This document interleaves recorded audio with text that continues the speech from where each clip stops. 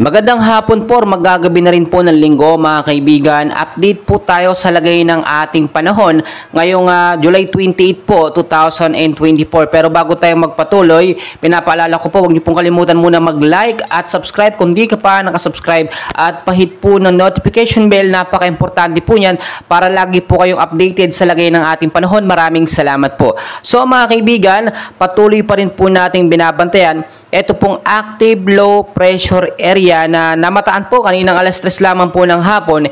Estimated pong layo, no, 780 kilometers northeast of Katarman, Northern Samar po mga kaibigan. At ito naman pong 635 kilometers east of Apari, Cagayan ay ito naman pong southwest monsoon na nakakaapekto po sa ilang bahagi po ng western section po ng Luzon mga kaibigan. Mga kaibigan ko, pinapaalala ko ngayon po ay dahil nga po ito ay nandito na po sa may bandang Northern Samar mga kaibigan. Ngayon po within 24 hours to 48 po, ito po ay medyo malaki na ang tsansa na maging isang tropical storm or mahinang bagyo.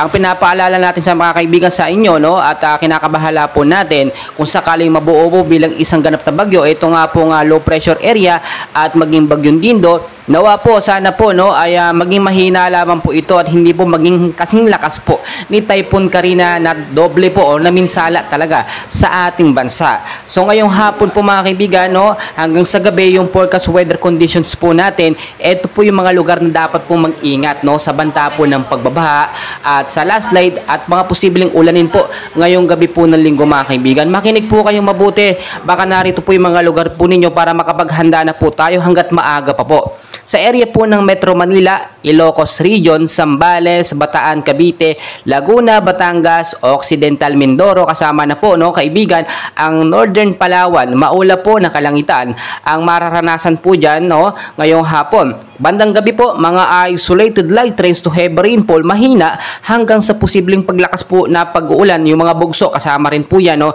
dyan po sa mga lugar na aking nabanggit. So pinag-iingat po tayo sa posibleng pagbabaha po sa mababang lugar. Lagi ko pong pinapaalala po yan, paulit-ulit po sa inyo mga kaibigan.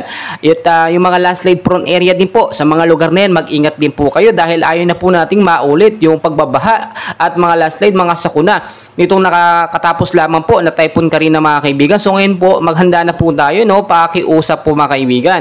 Dito po sa area po ng Bicol Region, Aurora, Quezon at Northern Samar po mga kaibigan, no, kasama na po ang Eastern Samar ay maulap din po na kalangitan ang mararanasan, mga isolated light rains and heavy rainfall din po pagdating sa gabi dahil naman po yan dito po sa trap ng low pressure area.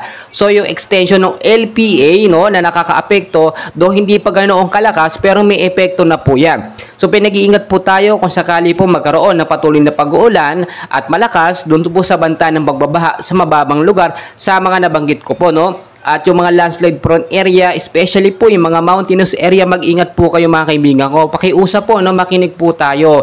Hindi po yung kung kailan nandyan ng super typhoon o mga bagyo, doon lamang po tayo maghahanda. So mga kaibigan, eto pa po, no, yung sinasabi ko. Ang ilang bahagi po ng ating bansa na hindi ko po nabanggit ay makakaranas din po, no, ng maulap na panahon, mga isolated light rains and heavy rainfall din po dahil naman po dito sa localized thunderstorm na ating pong binabantayan. So pinapaalala ko lagi yung mababang lugar sa banta po ng pagbabaha at yung mga matataas naman po, mga mountainous area sa banta naman po ng landslide po mga kaibigan. Kung titignan po ninyo, within 24 to 48 hours, kailangan po nating bantayan at i-monitor itong active low pressure area.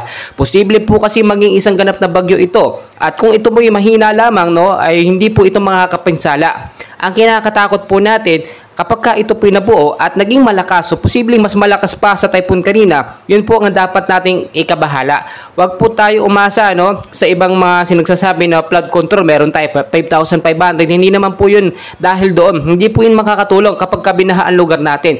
Ngayon pa lamang po, linisin na natin yung mga estert, mga kanal na maraming basura para yung mga katubigan po makadaloy na maayos dahil ang ilang bahagi po ng ating bansa sa kakatapos lamang po ng Super Typhoon Carina ay hindi pa rin po nakakaahon, no, sa baha po na idinulot. Gayun din ng mga tinamaan po ng landslide mga kaibigan.